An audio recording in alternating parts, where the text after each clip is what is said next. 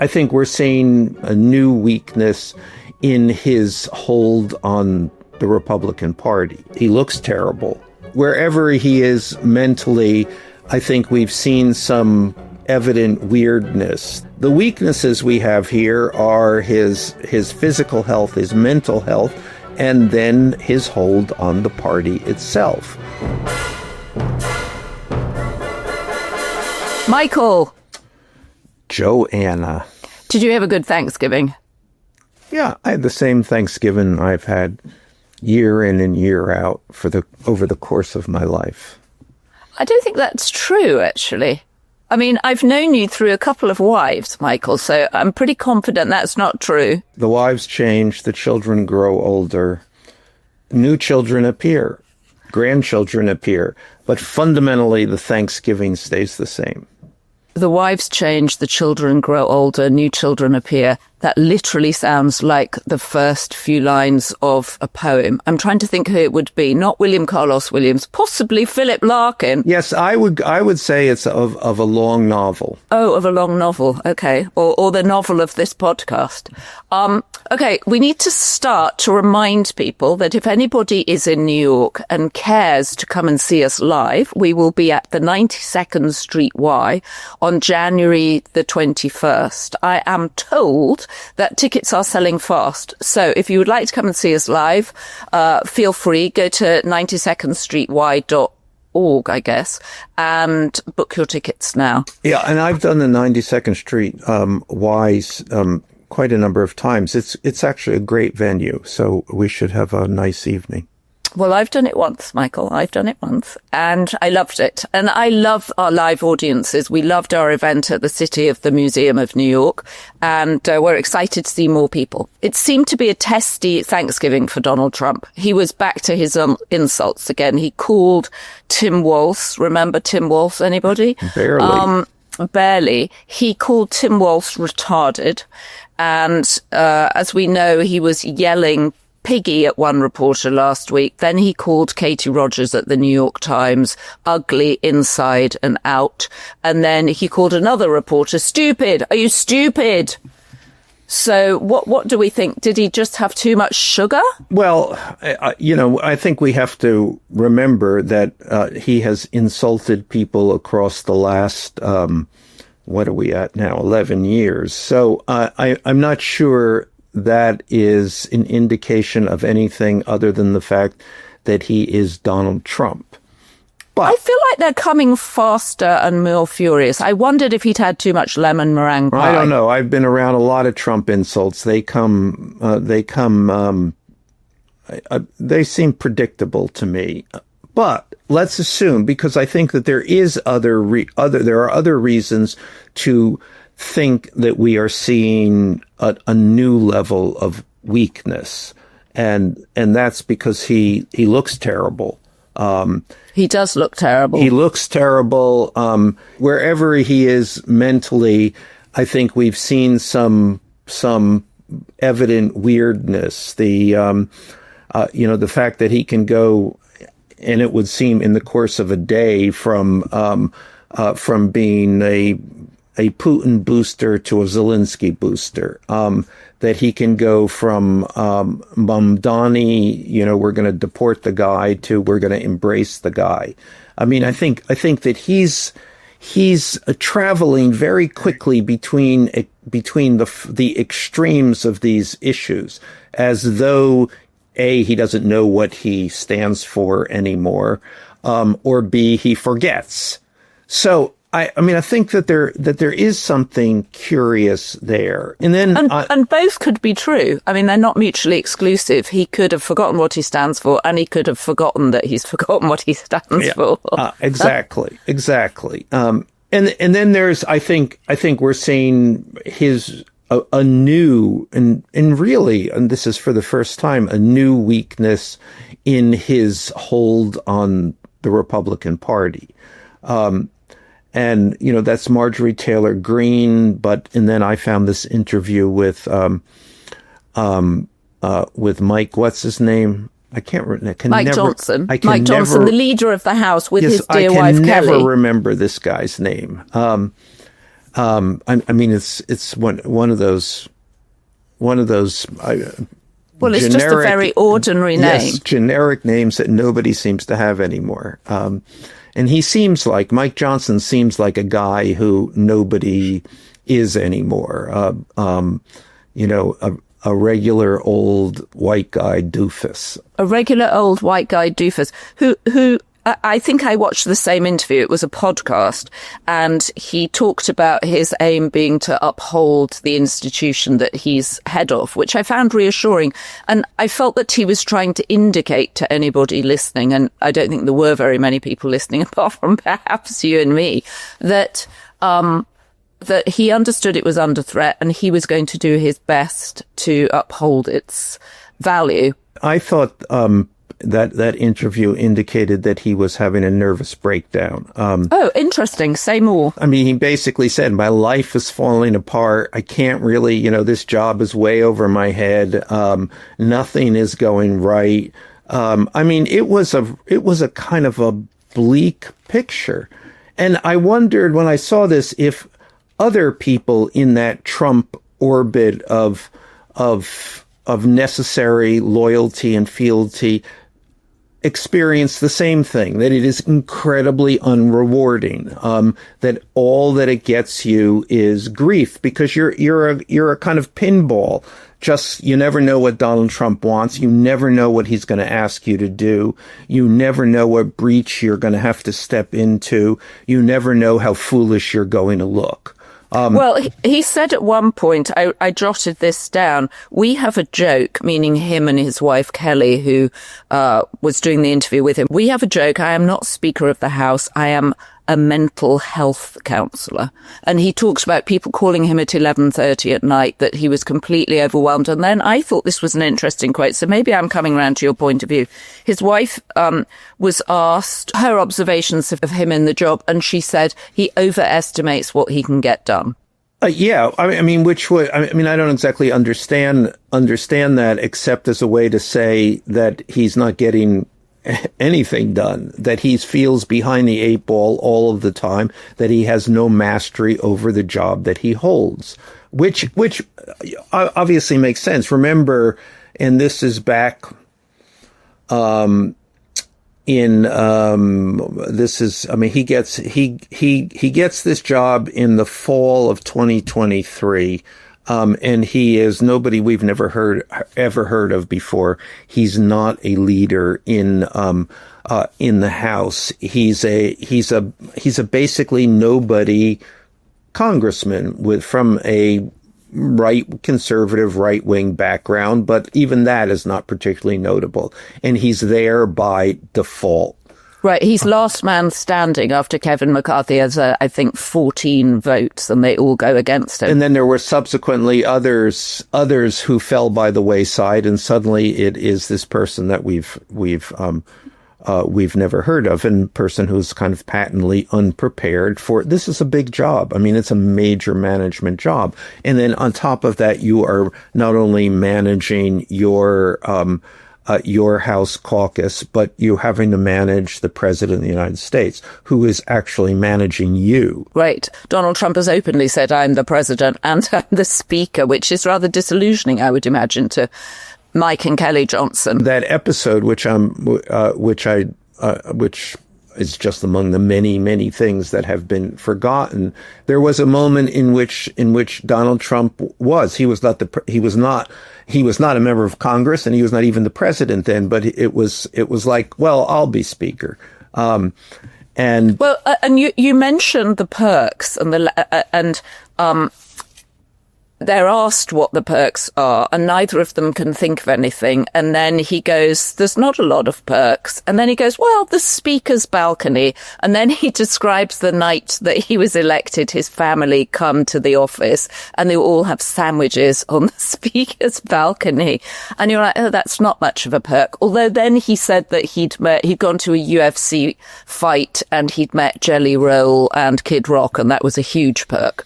And I was like, ooh, that doesn't sound like a huge perk. No. And that when he was ordered to go to that fight, because, Trump, I mean, that's one of the things that they do in the White House, is that they like to turn out people, loyalists, for these events that Trump goes to, especially the UFC. No, I mean, it sounds like the worst job in the world, but I also think that it is representative of what other people feel. I mean, the Marjorie Taylor Greene thing is among everything and among the objections that she may have had, you sense her incredible weariness of having to deal with Donald Trump, of whom she's in now. You know, she's gone from the greatest loyalist to open rebellion. So, and I think that we are seeing this more and more throughout the Republican Party. So the weaknesses we have here are his physical health, his mental health, and then his hold on the party itself. So I'd say that this is a possible inflection point.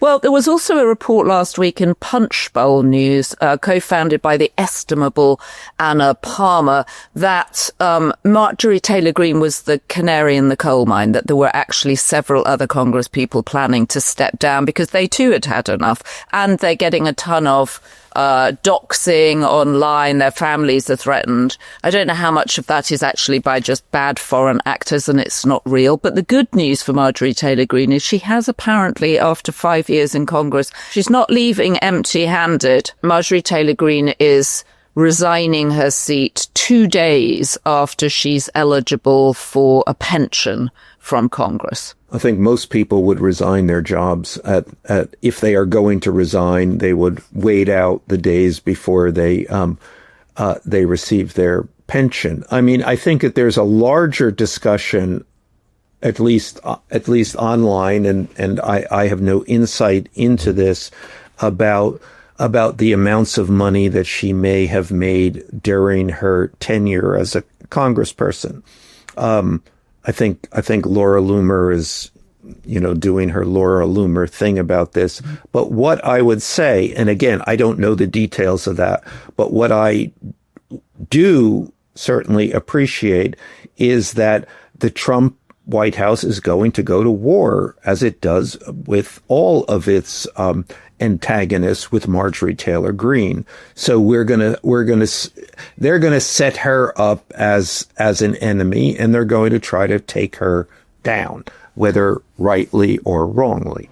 Well, Laura Loomer, I think, claimed her as yet another scout. Laura Loomer's been slightly below the radar for the last few months, but she popped back up and went Loomered after MTG resigned. She also said, and this was a post on X last week, it's all about the money for her. Always has been. She's doing this for the money. Expect to see her portfolio explode between now and January 2026. Marjorie Trader Greene. And I'm sure that is, Laura Loomer has always carried on a sotto voce conversation with the president. And is it possible, is it likely that she is there channeling an irate president? Of course. Interesting. Well, we'll be watching to see what comes out about Marjorie Taylor Greene's portfolio over the next few months. But what we can say is she entered Congress with her family business, a construction business. We know she'll get a full congressional pension, but it'd be very interesting to know what else. We don't know that was the worth of the business either. I mean, we've seen this reported, but believe me, as someone who has had his net worth. What is your net worth? I have seen mine. My net worth is scant, but I have seen it rise to extraordinary heights on the internet. All right. Well, we'll rely I discount most internet numbers. All right. Well, we'll rely on the White House to release Marjorie Taylor Greene's gains during her 5 years in Congress. I think you're right. That's exactly what they're going to do. And we encourage them to. I'm very curious. Tim Walz responded to the retard comment by saying, release your MRI results. I mean, there's always been called for Trump to be more transparent. Release your taxes. He releases nothing, and it has no effect. But, I think that we are starting to see a variety of issues which go to the heart of the contradictions, of the Trump contradictions, and which are both emotional issues and oddly unifying issues. And it begins with Epstein, of course. I mean, Epstein is an issue of the right and the left. And it is an issue that continues and continues and continues. And I think that's part of what has to happen here in terms of the opposition, a kind of focus on these things. Now, I think the economy, affordability, whatever the word we're using, is coming strongly into the picture, which uniting both sides. Life costs too much money. I mean, nobody is happy. Nobody perceives the economy as getting better. Everyone perceives the economy as getting worse. Except the very rich, because the markets have been on fire. Right. And even worse. I mean, that's glaring when the very rich thinks things are getting better and the rest of us think that they don't. That makes it feels like things are even getting worse. In other words, it is an issue. It is it is a flaw in the Trump sense of indomitability and of that Trump ability to always change the subject. The other issue that I think grows more and more every day is the cruelty issue. Now, there are two sides on the immigration dispute, and there will continue to be two sides there. But I think what there aren't two sides on is the ugliness of these masked guys in black ripping people out of their homes and away from their families, and to see video of it, rather now constant video. So again, that seems to be just another issue. Epstein, the economy, the cruelty issue, these are not partisan issues. I think they are rather unifying issues, and I think that they are issues that are joined to Donald Trump. I mean, and then the other issue too, which I think gains traction every day, is the grift issue. That it is Trump, his family, and his friends are clearly in it for what they can get until they can't get it anymore. And that is again, one of those issues that unites everybody. Nobody is looking at this and thinking, you go, guys. The Democrats have rightly been criticized for all sorts of reasons. Very notably, they have had no response really to the Epstein affair. Joe Biden didn't ask for a release of the files. It was less of an issue then. But why do you think that is? And what should they be doing? Why didn't the Democrats press that issue? Why wasn't it a campaign issue? Why wasn't his friendship? Honestly, I think that they didn't know it was the issue. I think they've been uncomfortable with talking about the issue. It's like why the media never made it an issue. Why this story has waited for so long.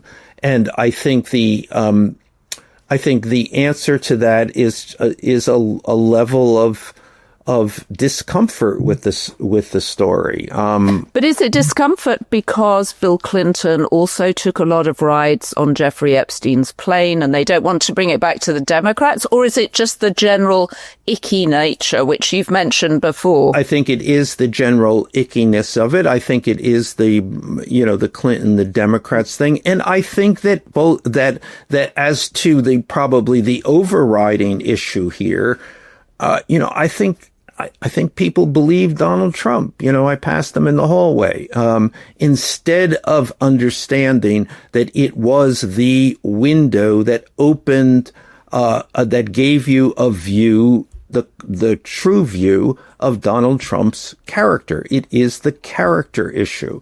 And I think I think there are two sides of this. There's the conspiracy issue, which many people have embraced, about the Epstein affair. But then I think it becomes clearer and clearer, especially when Donald Trump tries to move further and further away from it or hide more and more of it, that it is the Donald Trump character issue. He's a dirty dog. And he's been able to mask that for a long time. It was kind of one of those unknown known issues. Everybody knows it, but yet somehow he's been able to change the subject when it's come up, and I think that has he's less and less able to change the subject on Epstein, and Epstein is more and more an issue about Donald Trump's character. I'm not sure people care about his character, though, because we've known, as you say, he's a dirty dog. It turns out that, his cheating on Melania shortly after she'd given birth to Barron was in fact seen as a qualifying factor. People liked the fact he'd spent the night with, or actually not even spent the night, had a couple of hours with Stormy Daniels, despite his denials. I don't know why he didn't just lean into it. Well, I think that these things are, you're absolutely right.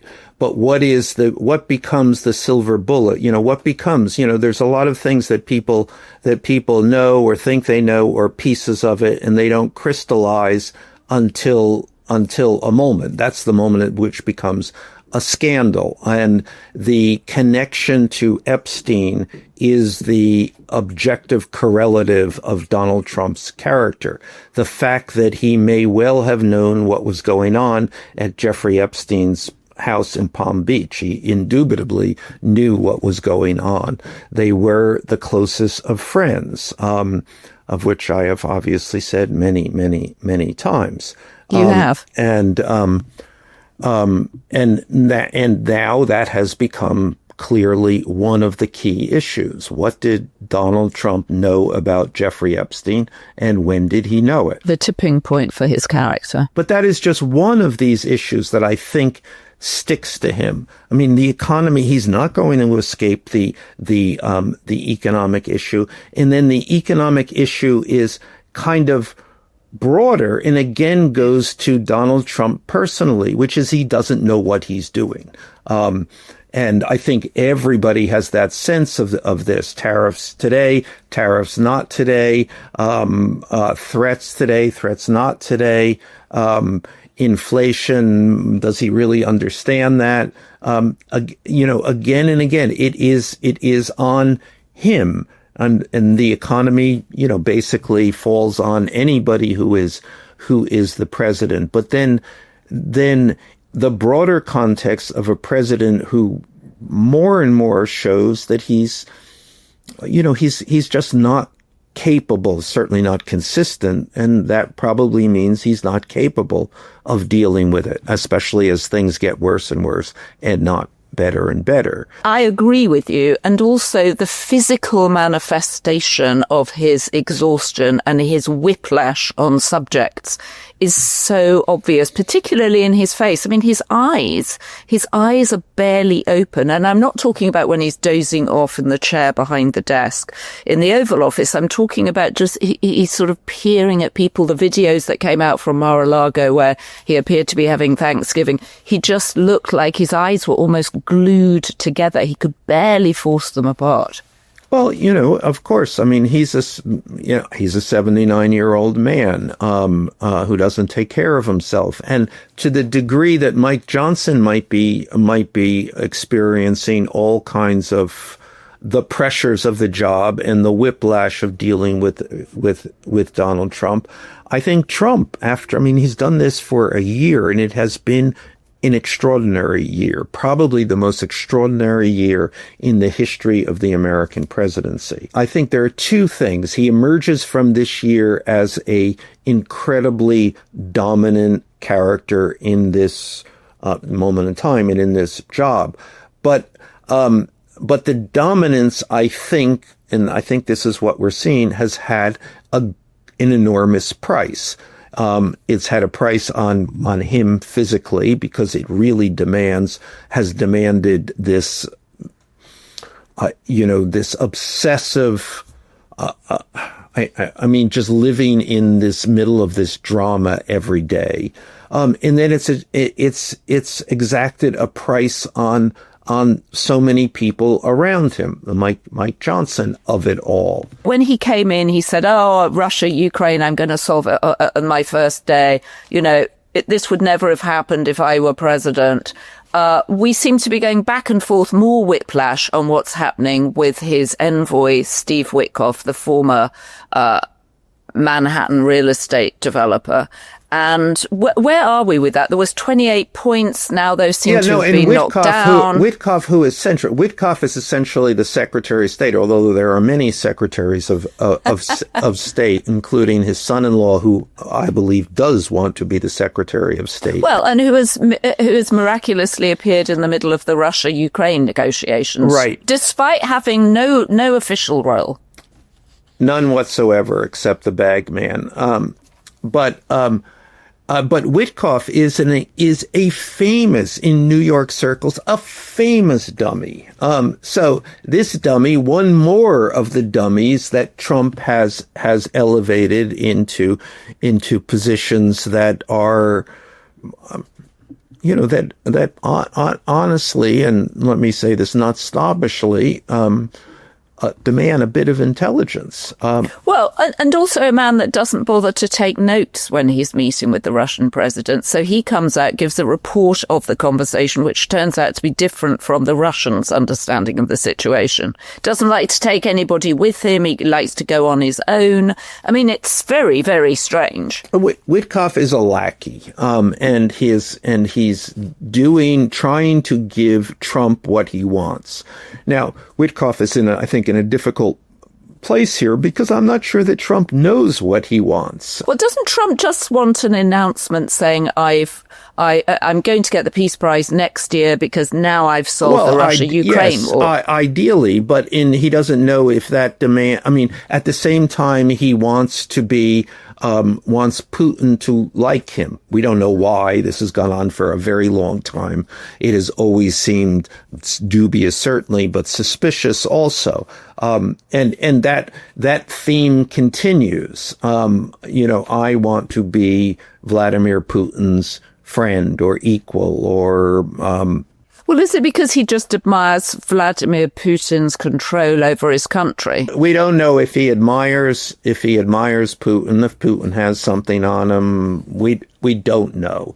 But at the same time, then suddenly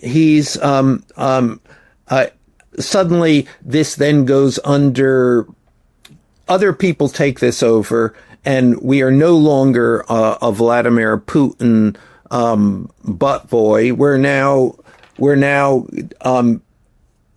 trying to give the Ukrainians what they want, and what the Ukrainians want is not going to satisfy what the Russians want, and vice versa. So we've had a week or 10 days of activity, and nothing has changed.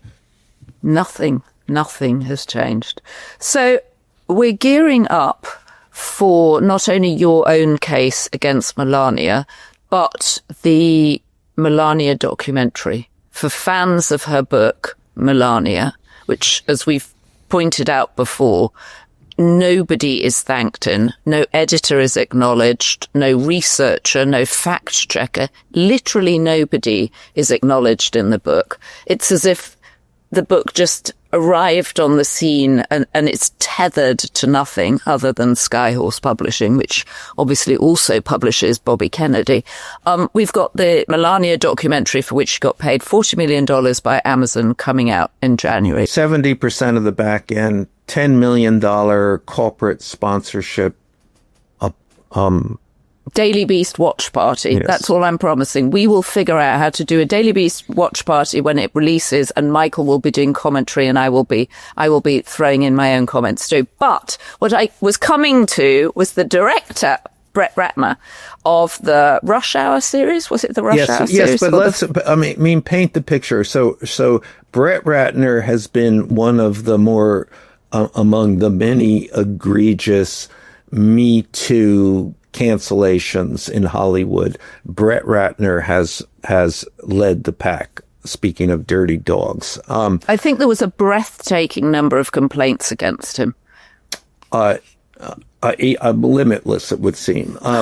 And so how he came to be the director. I mean, he's an action film director. So, and now he's the director of this hagiographic, soft focus.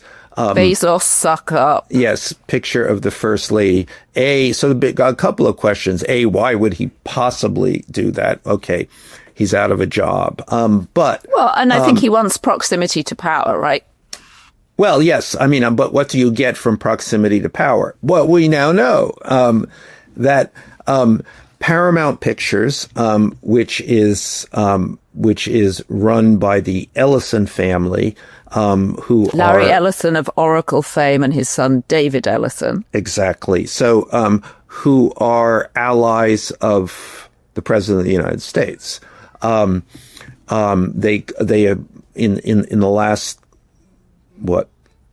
30 days, 60 days, accomplished a very difficult merger of various motion picture companies, including Paramount, which also owns CBS, which depended on the goodwill of the President of the United States. And so now Brett Ratner, also a new ally of the President of the United States because he has made the First Lady's documentary, has now had his cancellation canceled and the Rush Hour series, Rush Hour 4, I believe, has just been signed up by Paramount Studios. Ka-ching! Ka-ching for everybody. So you're asking, what did Brett Ratner get out of this? He gets his career back and he gets a sequel to Rush Hours 1, 2, and 3. Yes. I mean, Ratner has been one of those very, very successful movie show business entrepreneurs of attracting a great deal of money from around the world to finance these action films, which actually, have a long history of, in fact, doing very, very well. So he's a cash machine for investors? Well, he's a Hollywood machine. Why do people invest in Hollywood? That's a complicated issue because usually it actually doesn't really return. But there are other rewards, status, women.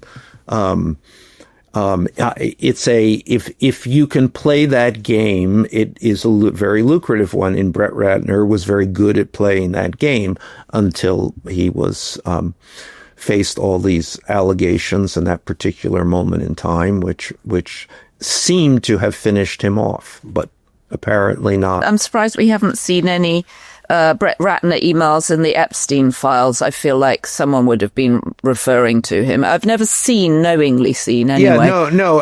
Epstein and Ratner knew each other. I don't actually know. I know that they did know each other. How seriously, I don't know.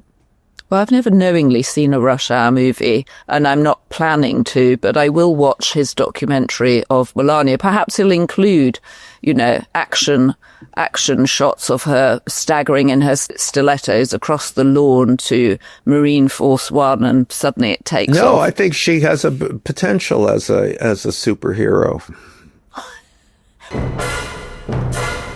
All right, Michael, it's time to go off and have our turkey sandwiches, I believe. We're recording this on Friday morning. I haven't had breakfast yet. I'm going to have a turkey sandwich for lunch with some cranberry sauce and a little bit of stuffing. From the box. From my catered meal, which was brought by friends and which was delicious. I was so relieved not to have to cook it. A lot of people thought that you were wrong to criticize me for being excited for having a catered meal. in our comments. I'm just saying. Well, because it's a country of takeout diners. Because nobody cooks anymore. That's, the cruel fact of being a modern American, except for me, by the way. Yeah, you do cook, and you cook very well. I was actually defending to a couple of commentators your cooking, because you do cook very well and you take it very seriously. I just feel I had years of feeding children, and so much as I love cooking enormous meals for friends, I was quite happy not to have to this year. I just have to add, not as many years of feeding children as I have had. Well, true, because I didn't have a second family. Your choice, my friend, your choice. Or as many mouths. Definitely true. I couldn't possibly have afforded to have that many mouths. Because you don't have an internet net worth. I don't have an internet net worth. I'm not entirely sure I have a net worth at all, actually, but there we go. So if you have been, thank you for watching us, and please subscribe to the Daily Beast podcast. Subscribe to us on YouTube, on Apple, on Spotify, wherever you get your podcasts, and don't forget to leave us a comment. We read them. I try and answer as many as I possibly can. I'm trying to think the other criticisms of you, Michael. I think there was one saying that you were accusing me of liking bland food because I was British, and they didn't agree with that. Do you think that's a British person? I hope so. I hope we have some British listeners. And I know we have a lot of, shout out to Sydney, we have a lot of viewers, oddly, in Australia. I think it's because when we put this podcast out at 9:00 in the evening on YouTube, it's 9:00 in the morning in Sydney or thereabouts. So anyway, down under, thank you. Also, it's really not true, because the most popular meal in Britain now is, I think, chicken vindaloo, which is pretty damn spicy. So it's not true that British people like bland things. It's true that a lot of British cooking is bland. Yes, but a British curry is distinct from actually a curry. You know what makes it distinct? It's pretty spicy, though. It's bland. It's not bland. It's so not bland. Anyway, we can disagree to disagree, but I am going off to have a turkey sandwich. I'm feeling on the edge of blood sugar low. I've just been texted our Beast members, and I am always fond of reciting their names. Honestly, it's a very good gift for a friend at Christmas or a relative at Christmas, a subscription to the Daily Beast podcast and a Beast tier membership. And what you get with that subscription is me reading your name as though it is a piece of poetry. I would actually listen to you reading the phone book, as they say. That was very good. And we really appreciate their support. We're independent media, and we love having people support. Our Beast members, Herbie, Andrew Mellor, Fulvia Orlando, Laz Conde, Sandra Clark, M. Greiner, Bonzo, Val Love Francisco, Bocock DC, Karen White, Heidi Riley, Connie Rutherford, Sharon Shipley, Andrea Hodel. Thank you, Devin, Anna, and Jesse. As always,